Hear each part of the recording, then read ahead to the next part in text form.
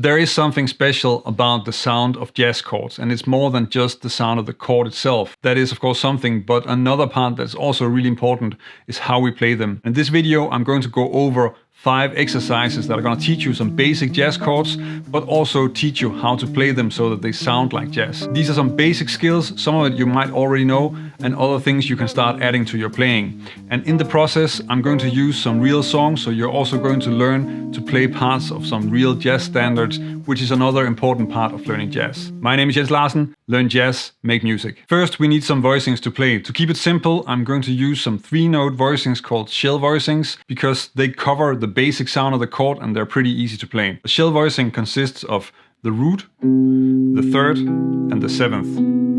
And the 2 sets that we need would be these.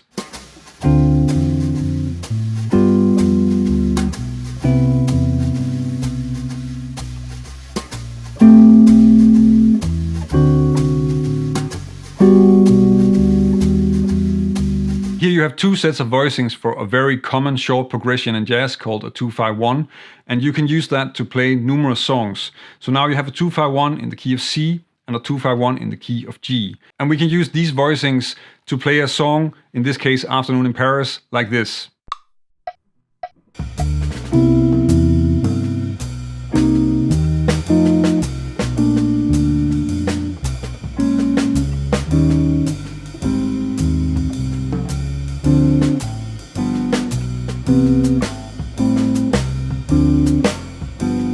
Of course, you need to also start playing other songs with these chord voicings. So don't just play the example that I'm covering here, but also try to figure out how to play some other songs and use the chords that you just learned. Rhythm is more important than notes when it comes to jazz. So of course you also want to start working on some jazz rhythms when you're playing the chords. And I think one of the most basic ones, one of the most important ones to have in your repertoire would be the Charleston rhythm. So in this case, that's a really basic rhythm. There are only 2 notes in it. You're playing on the 1 and then you're playing on the 2 and.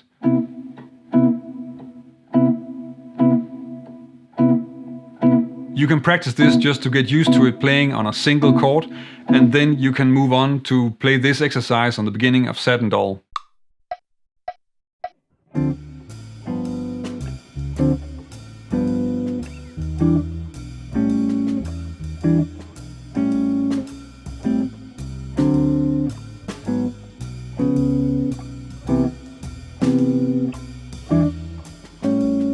As you may notice, then Satin is always 2 chords per bar, and that means that you have to play different chords on the 2 notes of the rhythm. But that's a really useful thing to train, also because then you're anticipating the 2nd chord, which is something that's very common in jazz and something that you also want to start working on. If you want to check out these exercises and try to play them yourself, then you can download a PDF following the link in the video description. Before we start adding more notes to the voicings, then it's also useful to just make sure that we get everything out of them that we can. And in fact, our shell voicings can be considered to have 2 layers, because we have a root and then the chord. And if you split those 2 up, then you can play some more interesting rhythms and you have a little bit more to work with. And that could be something like this.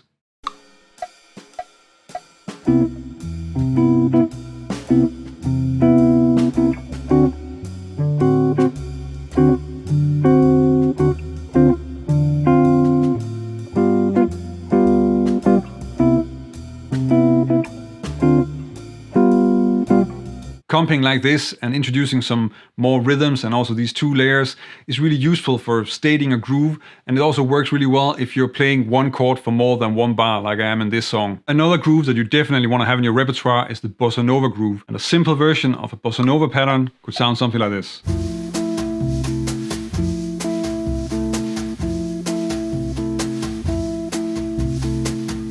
In the example that I'm using in this part of the video, which is Girl from Ipanema, then I'm adding an extra note to all the chords just to have some more color, and then we get an extension like the 9th on this, and this G7, which is really close to the G minor 7 because we only need to change the 3rd, and the G flat 7. And playing the song sounds like this.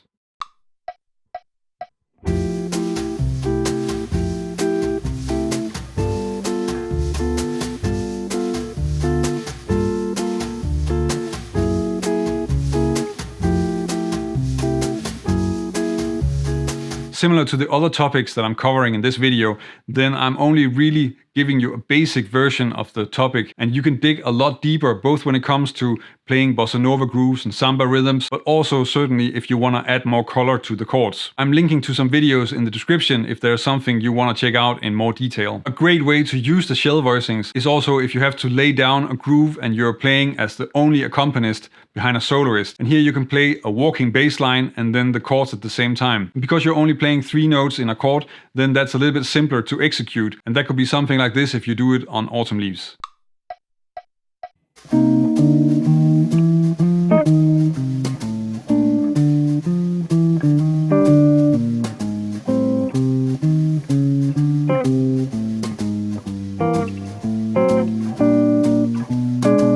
There's a lot more that you can do with shell voicings. You can use them for chord melody arrangements, turn them into rootless voicings, and add all sorts of extensions and alterations. And if you want to check out how to work with this, how you're really starting with a basic, simple voicing and then expand on it, then check out this video.